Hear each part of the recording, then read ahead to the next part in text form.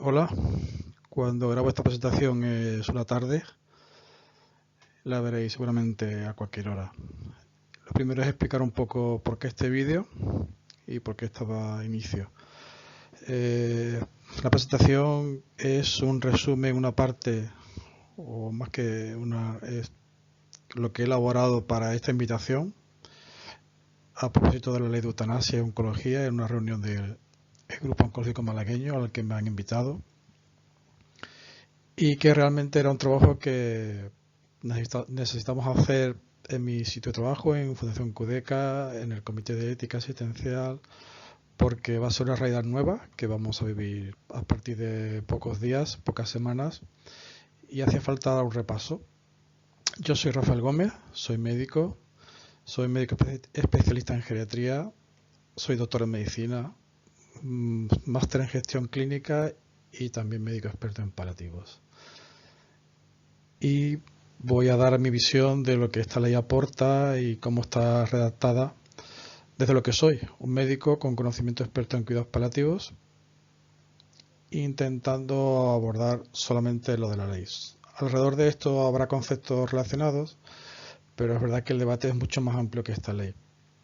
Y al final de la presentación, pues dejaré algunos detalles de dónde se puede ampliar información, ya no tanto de esta ley, sino como del marco general del final de la vida, la eutanasia y el deseo de morir por adelantado. Gracias al doctor Jorge Contreras por invitarme. Durante la sesión del Grupo Oncológico Malagueño lo haremos en plan mesa redonda y debate, que será también muy rico, y esto es una aportación más para esta reunión de hoy. En primer lugar, creo que tengo que declarar por qué estoy aquí, los conflictos de intereses, que en este caso son los ligados a la profesión, y que siempre tomo de CEPAL, de esta campaña que hicieron en 2014. Lo que nos mueve realmente es proporcionar un final de vida digno, con cuidados integrales.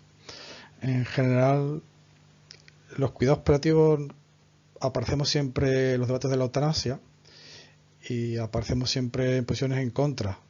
Y la verdad es que da un poco de rabia porque no nos gusta estar en contra de nada, nos gusta estar a favor de todo lo que supone nuestra labor profesional, que es la de cuidar, ¿no? ¿Qué ocurre? Pues que la expresión de las leyes de eutanasia pues a veces colisionan con lo que nuestro conocimiento profesional ha construido durante varias décadas ya. Entonces hace falta explicar esta visión, que no solamente se limita al campo del conocimiento profesional, sino también a la de los valores profesionales.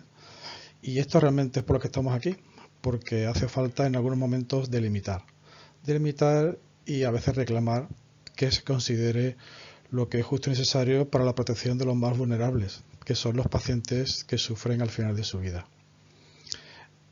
Ahora mismo solamente me dedicaré a comentar la ley, pero es verdad que son muchos matices y que creo que merecen una detenida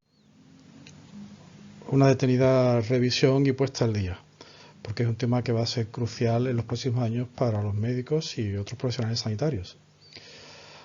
Mi propuesta para el vídeo de ahora es pues este índice. Creo que es necesario establecer unos previos que a veces confunden, comentar un poco el desarrollo de la ley, en los puntos que me parecen más interesantes. Todo esto es una visión muy personal a la luz de, como decía, de lo que soy, de un médico de cuidados paliativos, y algunos consejos para prevenir situaciones difíciles como las que hoy nos tienen aquí reunidos, ¿no? Como es la de querer morir por adelantado. Vamos allá, espero saberme explicar. ¿Por qué estos previos? Porque es verdad que los pacientes y familiares a veces confunden los conceptos y los profesionales no deberíamos. Deberíamos tener claro qué es una sedación paliativa, qué es una eutanasia, qué es un suicidio asistido. Y este cuadro es un cuadro ya clásico en nuestros cursos que intenta diferenciar lo que es sedación paliativa de eutanasia. Y es importante que no nos confundamos y que no hagamos eutanasia creyendo que hacemos sedación, ni haciendo sedación creyendo que hacemos eutanasia. La intención es importante. En el caso de la sedación paliativa lo que intentamos es aliviar un sufrimiento, ya sea un síntoma físico o no. Y lo hacemos bajando la conciencia del paciente, la persona que lo sufre. La intención de la eutanasia es la muerte como solución al sufrimiento. y al final lo que se acaba perdiendo es realmente la vida. En este caso de la sedación, lo que hacemos es usar fármacos adecuados y ajustados a la situación, que es la de reducir la conciencia para evitar el sufrimiento, y en el caso de la eutanasia, pues las dosis deben ser letales, asegurarnos que el fármaco que usamos acaba con la vida del paciente, porque esa es la solución que hemos decidido. Al final del procedimiento de la sedación paliativa, pues tendremos un paciente al que le hemos aliviado el sufrimiento, en la mayoría de los casos con resultado de muerte, y en el caso de la eutanasia, pues tendremos también la muerte del paciente, y el problema que originó el sufrimiento, pues no lo habremos abordado seguramente, porque la solución era acabar con la vida y no abordar el problema que lo generaba ese sufrimiento, ese deseo de morir. Esto es importante que lo tengamos en cuenta para no confundirnos. También es importante algo que a veces nos preocupa a los de paliativos, que es que hacer paliativos no es hacer sedación paliativa. Los médicos de cuidados paliativos, los enfermeros de cuidados paliativos, los equipos de cuidados paliativos, los médicos de cualquier servicio que hagan cuidados paliativos no lo hacen porque saben hacer sedación paliativa, ni al revés. Ni hacer sedación paliativa es hacer cuidados paliativos. La sedación paliativa es una técnica más de lo que es el abordaje de los cuidados paliativos, que es muy grande, no solamente la sedación. No es una alternativa a la eutanasia, no lo es, ya hemos visto antes por qué, y es una indicación médica, esto es muy importante. Está sujeta a todo lo que es un proceso diagnóstico y un proceso terapéutico que necesita que un médico la indique. Para que la sedación paliativa sea correcta, algunos requisitos básicos son que exista un síntoma refractario. Y para que exista un síntoma refractario hay de un lado que sea un síntoma, que puede ser, como hemos dicho, físico o emocional, o de la dimensión espiritual del paciente, y también exige que sea refractario. Significa que no hayamos podido aliviarlo por ningún medio disponible. Y eso exige disponibilidad de medios para el alivio de ese síntoma. Los medios no solamente son fármacos y técnicas y tecnologías, sino que sobre todo es competencia del profesional, compasión del profesional, trabajo en equipo, y algo que se nos suele olvidar es tiempo necesario para poder afrontar ese alivio del sufrimiento necesario, que no siempre tiene ni debe ser inmediato. La intención es aliviar, lo hacemos de forma proporcionada al nivel de conciencia y, por supuesto, el consentimiento. Otro previo importante que va a ser importante en el futuro va a ser el tema de la sedación paliativa por sufrimiento existencial y o espiritual, que va a ser, creo a mi modo de ver, una situación en la que muchos pacientes van a pedir la eutanasia. ¿Por qué digo esto? Porque realmente a día de hoy, con el conocimiento de la medicina paliativa, es muy difícil encontrar un síntoma que realmente, físico me refiero, que realmente no podamos abordarlo y aliviarlo y se haga necesaria la sedación.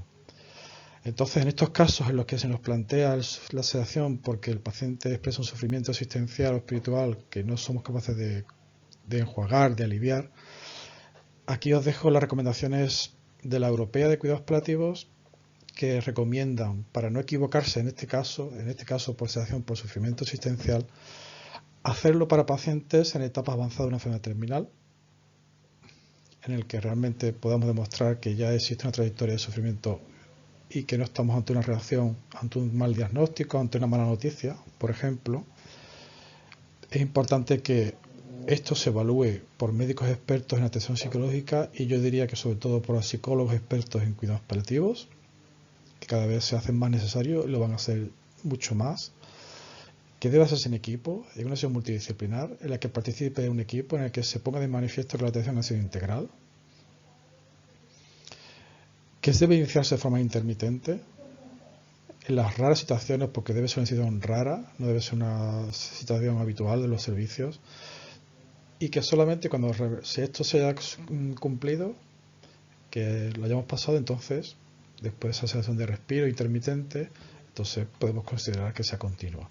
Hay documentos más extensos que abordan esto y esto solamente sirve para apuntar lo importante de este previo, que me parece importante antes de entrar a considerar la ley para evitar confusiones. Vamos a la ley. He ido un poco siguiendo los capítulos de la ley, el tema del preámbulo. El tema del preámbulo siempre, para los que somos leguleyos, no somos del campo de derecho, a nosotros nos parece, por lo menos a mí, que el preámbulo es un poco como la introducción, la justificación, y debe servir para establecer los valores sobre los que la ley que leemos se va a desarrollar, ¿no? El problema de este preámbulo es un poco lo que se transmite en él, ¿no? Parece muchas veces que leyendo el preámbulo parece que es un problema aumentar la esperanza de vida, y también parece que es un problema importante morir deteriorados, cuando realmente es como morimos la mayoría de las personas, con un deterioro de nuestro cuerpo, físico y psíquico, de forma natural. Realmente creo que la forma en la que se expresa, aunque hay que lo rodee detenidamente, transmite una forma de ver la muerte, un ars moriendi, que es lo que intento transmitir con esta expresión, en el que parece que morir viejo y deteriorado y lentamente es algo para lo que esta ley está pensado, ¿no? Hay que evitar esto, morir viejo y deteriorado, porque eso en sí es un sufrimiento, cuando no, creo que no deja de ser la vida misma de las personas, ¿no? El preámbulo es muy interesante, estamos hablando de que damos un derecho, con lo cual si damos un derecho habrá que defenderlo, ¿no? Y esto creo que está poco debatido. Todo derecho exige un deber y realmente me parece que aquí hay mucho que debatir desde lo que sería más bien la filosofía del derecho, los valores, no sé cómo decirlo, porque no soy experto. Esta ley es curiosa que se redacta para proteger un derecho. Las personas que lo ejercen quieren ejercer su derecho a la vida y lo van a hacer ejerciendo o pidiendo su muerte, ¿no? No deja de ser una paradoja que, no por mucho que la leamos, es más fácil de entender, ¿no? Está claro que la muerte es una parte de la vida, pero esta visión del derecho que se defiende aquí me parece que es muy, muy novedosa y que de hecho no está universalmente aceptada en esta formulación de lo que es el derecho a la vida. Siguiendo con el preámbulo, pues destaco, por ejemplo, que a mí el concepto de contexto eutanásico me parece nuevo y sin embargo parece un poco de soslayo, un poco en sitio marginal de la ley. Yo creo que merecía definirlo mejor para entender todos bien de qué estamos hablando en esto del contexto eutanásico y qué trascendencia tiene. La conducta eutanásica me pasa igual con ella, con ese concepto, también novedoso, y yo no me considero un gran experto, pero creo que no debería serlo para mí, mucho más para otros compañeros que a lo mejor no tienen este campo de conocimiento tan habitual, ¿no? Realmente el uso de las palabras en esta ley a veces me parece confuso y generador de controversias, y creo que es un punto muy sensible que debería haberse trabajado un poquito más. Me da la sensación de que no se ha trabajado suficiente. Por ejemplo, el padecimiento, otro concepto tan vago, muy impreciso a mi modo de ver. En el borrador de esta ley del año 2018 se usaba discapacidad. Supongo que se ha cambiado para evitar agravios y entender que los discapacitados no tengan una vida digna, ¿no? A mí me resulta curioso que estamos defendiendo un derecho individual, casi muchas veces cuando escucho argumentaciones casi como un derecho humano nuevo o un desarrollo de derecho a la vida, como decíamos antes, pero sin embargo hace falta vigilarlo, ejercer ese derecho, ¿no? Hay que dar la aprobación, hay que reevaluarlo a priori y a posteriori. Entonces, me pongo aquí este ejercicio, os pongo este ejercicio un poco para que intentemos pensar sobre esto, ¿no? ¿Cuántos derechos individuales poseemos las personas que necesitan de estas salvaguardas, ¿no? Yo creo que lo que se hace o que se transmite con esta actitud, con esta forma de enfocar el derecho en esta ley, es que realmente estamos ante una situación legal especial, no es cualquier situación, delicada y resbaladiza, ¿vale? Y lo de resbaladiza está puesto con intención para ligarlo con la argumentación de la pendiente resbaladiza, que tampoco nos dará tiempo de verlo aquí, ¿no? Es más, algunos autores consideran que sería más seguro favorecer primero el suicidio asistido y después de la eutanasia en un segundo momento, porque la eutanasia introduce un tercero, ¿no? Y siempre es un actor nuevo. Sin embargo, en esta ley ya veremos ahora que se equipara mucho, ¿no? El preámbulo, lo que decía, ¿no? La paradoja de constitucionalmente protegemos la vida, pero a veces parece que no, ¿no? Es difícil, es difícil. Yo creo que incluso para un experto en leyes, y creo que esto dará mucho debate, yo no lo soy, eh, estos recovecos de la expresión del preámbulo, ¿no? Vamos un poquito más con el desarrollo, ya el capítulo 1, que es también suele ser un capítulo general, el objetivo, el ámbito de aplicación. A mí me interesa sobre todo el artículo 3, creo que es el más jugoso, el tema de las definiciones. El apartado B y el C son las dos situaciones que justifican el derecho a morir por adelantado, ¿no? El derecho a la eutanasia, y son dos. De un lado, el padecimiento grave, crónico e imposibilitante, que nos remite a casos de grandes discapacitados como el de Ramón Sampedro, personas con alta dependencia, de forma crónica y sin posibilidad de recuperación, y que vuelve a generar dudas, por ejemplo, cuando se usa la expresión así como sobre la capacidad de expresión y relación. Porque una limitación física no tiene por qué necesariamente limitar la capacidad de relación, y suele pasar mucho que vemos grandes dependientes, como suele pasar a lo mejor en los pacientes con ELA, o los tetraplégicos, que creemos que por estar incapaces físicamente no son capaces a nivel cognitivo, ¿no? A nivel de tomar sus propias decisiones, ¿no? La dificultad para el lenguaje verbal nos confunde y a veces pasa mucho, pues como decía, con los pacientes con ELA. A mí me parece, como decía antes, que padecimiento es otra vez un concepto un poco vago que da lugar a mucha interpretación. Y discapacidad puede generar conflicto porque los discapacitados se han sentido muchas veces interpelados por esta argumentación, ¿no? Pero es verdad que tal como está redactado queda otra vez impreciso a mi modo de ver. Sin embargo, aquí debo decir que en el campo de los cuidados paliativos, estos pacientes, como el caso de Ramón Sampedro, no han sido nunca campo de nuestra atención. No son pacientes que estén en el final de su vida, no son pacientes que están en introyecto en una fase final de su vida, con lo cual nunca ha sido motivo de nuestra atención. Nuestro conocimiento se ha desarrollado siempre en las personas que enfrentan el final de la vida como un proceso, ¿no? En los últimos, no diré tiempo, pero es verdad que cuando la muerte está cercana. Personas como Ramón Sampedro y otros casos conocidos no tienen una muerte cercana, por ejemplo. Y este es el caso del apartado B del artículo 3. El apartado C del artículo 3 sí es más reconocible en cuidados paliativos, desde luego en oncología. Será la situación más habitual en la que los oncólogos tengan que recibir estas peticiones de muerte. Y otra vez, pues la expresión pronóstico de vida limitado me parece vaga, ¿vale? Vuelve a dejarlo muy abierto a mucha subjetividad e interpretación.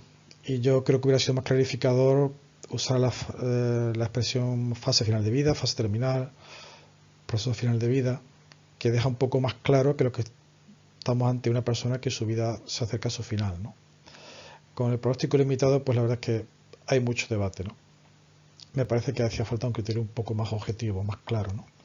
A mí todo esto de la vaguedad y de los conceptos, las definiciones, la verdad es que en una ley como esta, que se supone que va a dar el derecho a que un profesional acabe con la vida de un paciente, pues me parece que era algo a evitar, ¿no? Y la verdad es que da un poco de miedo poder interpretar este tipo de cosas, ¿no? Al menos, sí es cierto que las dos situaciones se separan, se distinguen, que no son situaciones parecidas, aunque den el lugar al mismo derecho. Y de todas maneras, a veces la eutanasia uno la ve como situación para enfermedades que amenazan la vida y en otras ocasiones pues no se contempla, ¿no? Puede ser para cualquier persona que lo pida, ¿no? Otro matiz que parece que no importa, pero en mi opinión creo que es muy relevante. Seguimos con el capítulo 1, el tema de los médicos. Hay dos roles, uno es el médico responsable y otro es el médico consultor. Y la verdad es que no se define mucho quiénes deben ser. Me parece que el médico responsable, la figura que en nuestro sistema sanitario se le parece más es la del médico de familia. En las instituciones de cuidados de larga duración podría ser el médico del centro. Y digo esto porque leyendo más adelante la ley, en el artículo 8, el médico responsable es el que debe realizar el proceso deliberativo con el paciente. Y se entiende que esto es un proceso continuo en el tiempo. Entonces, las figuras más situadas mejor en este punto me parecen estos, ¿no? Y lo de medio consultor, pues vuelve a ser otra expresión vaga. El tema de formación en las patologías, pues la verdad es que no sé muy bien a qué se refiere. Me he acordado de cuántas veces discutimos los médicos sobre quién debe encargarse de qué aspecto de la enfermedad de un paciente o de la situación de un paciente. Veremos a ver si no vamos a ver discusiones sobre si esto me corresponde o no me corresponde, ¿no? Y el por qué. Y lo que sí es verdad es que al final acabamos asimilando discapacidad a patología, ¿no? Porque estamos viendo que debemos tener un médico consultor formado en las patologías, ¿no? Yo creo que sí, que al final se transmite esto, ¿no? Que la discapacidad es una enfermedad. En el artículo 3, el tema de la prestación de la ayuda a morir, se definen dos conceptos, dos conductas distintas, que aunque las dos suponen acabar con la vida de una persona, la verdad es que no son iguales, y lo podemos ver en literatura habitual. La eutanasia se nombra usando un concepto erróneo antes, que es el de eutanasia activa, que es un concepto que se ha luchado mucho por evitar la distinción entre eutanasia activa y pasiva y reservarlo solo para el concepto de eutanasia, que es el que define el punto G, la prestación, perdón, el apartado primero del punto G, que es la eutanasia, lo he destacado en verde, cuando el profesional directamente administra la sustancia al paciente, que suele ser por vía parenteral, normalmente intravenoso. Y la segunda situación, que es la corresponde al suicidio médicamente asistido, es cuando el médico prescribe o suministra al paciente una sustancia, un fármaco se entiende, y el paciente es el que lo toma para provocar su propia muerte. Esto es lo que se llama suicidio médicamente asistido o suicidio asistido cuando no interviene el médico, y volvemos a tener una discusión con el tema de los conceptos y las palabras. En el texto de la ley la palabra suicidio no se nombra en todo el texto y a mí me parece que se ha evitado usar y no me parece casualidad que no aparezca y la verdad es que creo que confunde. El no usarla confunde y creo que no es una cuestión legal, creo que es una cuestión ligada más bien a la repercusión social de la ley, ¿no? Creo que se ha evitado usar esta palabra. Seguimos con el capítulo 2, los requisitos, punto importante. ¿Qué debe tener el paciente para que podamos darle entre comillas, prestación? Bueno, pues aquí no me quiero parar mucho en los detalles, solamente lo que me afecta como profesional de los cuidados paliativos es que los cuidados paliativos aparecemos aquí como un aspecto a tener en cuenta, como una alternativa, ¿no? Siempre se nos ha dicho que no deberíamos serlo, que nunca deberíamos ser alternativa a la eutanasia, y sin embargo ahora en esta ley lo somos, ¿no? El médico debe exponer que puede optar por los cuidados paliativos. Somos una O y no una I, no somos un derecho para los pacientes que expresan el deseo de morir como expresión de sufrimiento. La verdad es que esto va en contra del cuidado que debemos a las personas que desean morir, porque sabemos que cuidándolos este deseo desaparece, pero la ley aquí transmite también algo que no nos deja en buen lugar como profesionales, ¿no? Nos deja como opción A. Entonces, bueno, realmente es coherente con el respeto máximo a la libertad personal, digamos, sin embargo, con una visión muy liberal de lo que es la expresión de la autonomía, ¿no? Creyendo que no puede haber coacciones a la misma, ¿no? Creyendo que no se puede desear morir porque uno tenga sufrimiento, ¿no? Pues el conocimiento que tenemos en cuidados paliativos es que muchos deseos de morir nacen de un sufrimiento que se puede aliviar y que si se alivia, pues desaparece, ¿no? Si somos alternativa, pues es fácil que no podamos entrar a cuidar a estas personas, ¿no?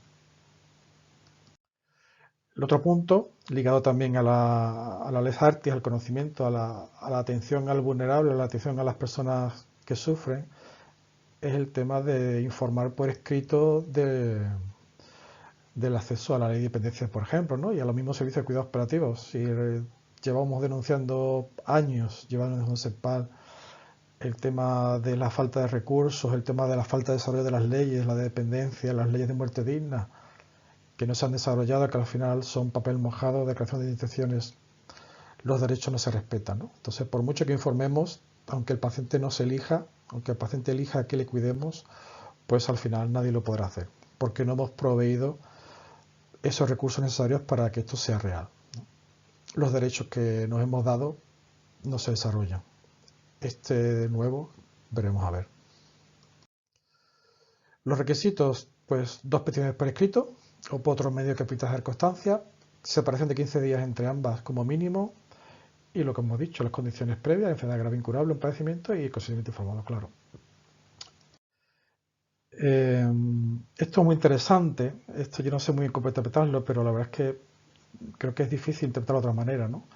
Hemos dado 15 días para asegurarnos que la decisión del paciente, de la persona que desea morir, es firme, que no cambia de opinión, imaginamos, por eso expresarlo en dos ocasiones con un periodo de tiempo entre ellas, pero sin embargo si se prevé que esta persona va a perder la capacidad, no nos esperamos y no se entiende muy bien, ¿no? ¿Por qué ahora en este momento vamos a ir con prisas? porque puede ser cambio de opinión y no se puede uno morir dignamente de otra forma, si no es con eutanasia, pues realmente no es fácil encontrar otra explicación a esto, ¿no? Me parece, como en otras expresiones de la ley, que estamos expresando una forma de morir en esta ley, ¿no? ¿Cómo es la mejor forma de morir? Pues de forma rápida, sin deterioro, porque el deterioro no es digno, ¿no? Ni el deterioro, ni la discapacidad, ni tantas cosas nos parecen dignas y por eso hay que quitarlo de en medio. La verdad es que no se entiende en absoluto que si alguien está perdiendo la capacidad de morir, perdón, la capacidad, corramos aquí, ¿no? Al contrario, deberíamos hacerlo, ser como mucho más estrictos, ¿no? A mí me parece una gran incongruencia de esta ley, este párrafo. El tema del documento debe firmarse en presencia de un profesional sanitario que lo rubricará. Es curioso, ¿no? ¿Cuántas garantías damos? Y esta, que es expresión de la voluntad de la persona, la tenemos que hacer con testigos. O sea, que alguien delante no la puede hacer él solo en su casa, sino que, no sé. A mí realmente me parece muy, muy curioso, ¿no? Que tiene que estar, pues, tenemos que estar presentes para asegurarnos de que ha sido él y no ha sido otro. No, esto es un poco, a veces un poco locura realmente, por lo menos a mi modo de ver. En este también es verdad que se puede hacer por representación, cuando hay un documento de instrucciones previas o documento legal que lo permita, pero no se define qué debe decir este documento. Veremos a ver al final qué usamos, ¿no? El procedimiento, pues este es el artículo 8, uno de los más importantes de la ley, y también es muy interesante leerlo con detenimiento porque realmente no es nada fácil, es farragoso y yo creo que habrá que detallarlo, no sé, yo no lo veo fácilmente aplicable a día de hoy. El orden es una solicitud escrita, un proceso deliberativo con el médico responsable de información por escrito, una segunda solicitud escrita, un proceso deliberativo también asociado a esta segunda solicitud, ahora más corto, una confirmación de la solicitud que hace el médico con el paciente, se entiende que verbalmente, el médico responsable comunica al equipo asistencial la decisión de esta persona, la persona que solicita la muerte lo hace por escrito con el consentimiento informado, se pide un informe al medio consultor y después a la comisión de garantías. Son 9 pasos y que aquí los tiempos son importantes. Hay unos plazos mínimos, o sea, que no se pueden acortar, que son 15 días entre las dos solicitudes escritas, y después se habla de plazos máximos de los siguientes pasos. Y habrá que ver un poco cómo es. Es difícil imaginar que sea tan rápido, ¿no? Porque la burocracia va a ser inevitable, aunque se haga ágil. Sería raro encontrar que se hagan cosas en el mismo día. Se establecen máximos, 5 días para el segundo proceso deliberativo, que decía que era más corto, pero es un máximo, puede ser un día, y así, ¿no? Un día para el consentimiento informado. Bueno, el paciente realmente expresa que se quiere morir 4 veces, 3 las hace escritas, las 2 primeras y el consentimiento, y una verbal, que es después del segundo proceso deliberativo. Después está el paso de la verificación previa por parte de la Comisión de Garantía. Cuando llega, después pasa por el medio consultor, llega a la comisión, 2 miembros revisan el procedimiento, si es favorable se resuelve, se comunica al presidente y este médico responsable, que ya podría hacer la eutanasia. Los tiempos son estos, son todos periodos máximos. En teoría se puede hacer todo en un día, en teoría. Veremos a ver el desarrollo, pero no lo veo fácil porque el procedimiento no está muy concretado. Y después el tema de la ayuda a morir, pues bueno, aquí simplemente se dice que habrá protocolos. Yo he visto algún protocolo en Colombia con el tema de los fármacos y las dosis a usar. Aquí pues la verdad es que será interesante ver esto, cómo se establece, cómo que se publica, ¿no? Y se definen por las dos situaciones que antes veíamos, el de la eutanasia y el del suicidio asistido, que como decía, pues no se nombra así, ¿no? Hay otra comisión de garantía que es la que evalúa el procedimiento a posteriori. Y aquí no me paro en el procedimiento que ellos van a seguir, se detalla un poco qué documentación tendrán y demás. Solamente vuelvo a pedir un ejercicio de que nombremos, cada uno de nosotros pensemos en un derecho individual, que haya una comisión de garantía que lo vigila a posteriori, ¿no? Yo creo que es lo que decía, por abundar en mi idea, en mi concepto de que ponen mucho énfasis en muchos puntos en el que se intenta controlar la calidad del procedimiento. Quizás no haya una ley que ponga tanto énfasis en el control del ejercicio de un derecho individual, como se pretende que sea el derecho a morir. Y vuelvo un poco a esto, ¿no? A que estamos en un terreno frágil, delicado, desde el punto de vista legal y también ético, y que lo que intentamos es evitar una tergiversación, ¿no? Un deslizamiento.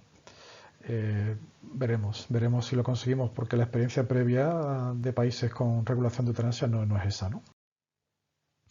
El capítulo 4 un texto muy formal, tipo legal, estilo de derechos y deberes. El capítulo 5, donde se habla de comisión de garantía, aborda cuestiones de procedimiento y el respeto del derecho a morir. Pero en ningún sitio en esta ley se garantiza, quizá no es el sitio, pero podría haberlo sido, ya que no somos alternativa, el tema de asegurar la atención correcta al que desea morir, ¿no? El cuidado de las personas debería ser la mejor garantía de que ese deseo de morir es real y no está sometido a coacción por algún sufrimiento del paciente, de ese dolor total que los cuidados paliativos conocemos, ¿no? En el texto realmente la palabra cuidar no sale. Cuidado sí aparece, y aparece cuando hablamos de cómo se hace la eutanasia, cómo se va a realizar la ayuda a morir, el cuidado para acabar con la vida del que quiere morir, pero para aliviar el sufrimiento del que quiere morir no decimos nada, cómo hay que cuidar eso. Los 15 días es un punto clave, a mi modo de ver es un poco el ejemplo de cómo esta ley pone garantías desde el punto de vista legal, pero no desde el punto de vista asistencial, porque 15 días no es un tiempo razonable para poder atender ninguna petición de muerte, para aliviar ningún sufrimiento que lleve al deseo de morir. Puede ser una garantía para confirmar la voluntad, no sé cuánto tiempo es legalmente correcto para que alguien esté seguro de lo que piensa. La doble petición es otra garantía, la firma del médico consultor. Son varias garantías las que se establecen para las comisiones, pero realmente desde el punto de vista existencial 15 días no es ninguna garantía. Este es el problema, ¿no? El límite temporal elegido desde luego no está basado en conocimiento asistencial ni profesional. Pocos procesos asistenciales de cualquier especialidad, de cualquier disciplina, de cualquier profesión sanitaria, por incluso los menos complejos, somos capaces de abordarlos completamente 15 días, ¿no? Quizás los 15 días solamente sea un requisito legal y no asistencial, desde luego. Por último, las disposiciones finales, pues decimos que vamos a formar a los profesionales en esto, a partir de la entrada en vigor, no antes de la entrada en vigor de la ley. La capacitación del profesional, la competencia de los profesionales es el factor más importante en la calidad de los procesos asistenciales. Entonces, hemos procurado tantas garantías en esta ley y la más importante la planeamos para después de la entrada en vigor, ¿no? Lo peor quizá no sea esto, que no sé hasta qué punto esto es un error de concepto o se pretende otra cosa. Lo peor es que esta situación no es nueva. Partimos de una desventaja en formación de los profesionales desde hace muchos años, en el pregrado, en el posgrado, en muchas de las profesiones sanitarias, los médicos, el enfermero, y esto es algo que es la Sociedad de Cuidados Paliativos ha denunciado hace muchos años, en múltiples ocasiones, pero que hasta aquí hemos llegado y nadie ha hecho nada por esto, igual que con las leyes de dependencia y de muerte digna, ¿no? Nadie ha asegurado que los derechos se cumplan.